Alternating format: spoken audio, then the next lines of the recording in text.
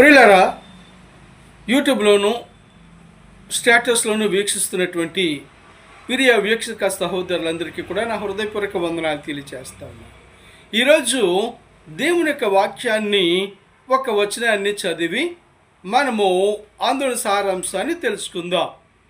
యోహాను సువార్త 6వ అధ్యాయము 27వ వచనంలో దేవుడు ఇలాగ వ్రాసి పెట్టాడు. అక్షయమైన ఆహారము కొరకు కష్టపడకుడు కానీ నిత్య జీవము కలుగుజేయు అక్షయమైన ఆహారము కొరకే కష్టపడుడి, మనుష్య కుమారుడు దానిని మీకు ఇచ్చును. ప్రియులారా, ఈ రోజున మనము సంపాదించే ఆ యొక్క ఆహారం కొరకు సంపాదించేటటువంటిది ఏ ఆహారము? అది క్షయమైన ఆహారము, అంటే భూలోకంలో మన శరీరం కొరకు సంపాదించుకునే ఆహారం.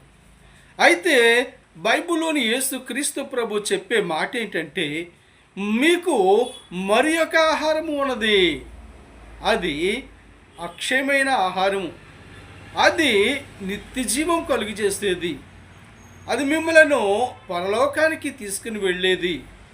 అది ఎవరిస్తారు అనంటే, ఈ లోకంలో ఎవరు మీకు ఇవ్వరు కానీ నేను ఇస్తాను, అంటే మనుష్య కుమారుడు దానిని మీకు ఇచ్చును, అంటే దేవుని యొద్ద ఆ ఆహారము దొరుకుతుందన్నమాట అండి. అయితే ప్రియులారా, మనము ఈ లోకంలో సంపాదించుకునేటటువంటి వాటి అన్నిటికంటే అన్నీ కావాలి.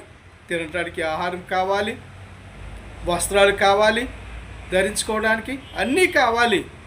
కాదని, తినవద్దని, వస్త్రాలు ధరించుకోవద్దని నేను చెప్పటం లేదు. కానీ అయితే దేవుడిచ్చేటటువంటి మరి ఒక ఆహారము ఉంది, అది అక్షయమైన ఆహారము.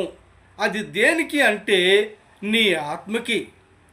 నీ ఆత్మ కూడా ఆహారము కావాలి, తెలుసా?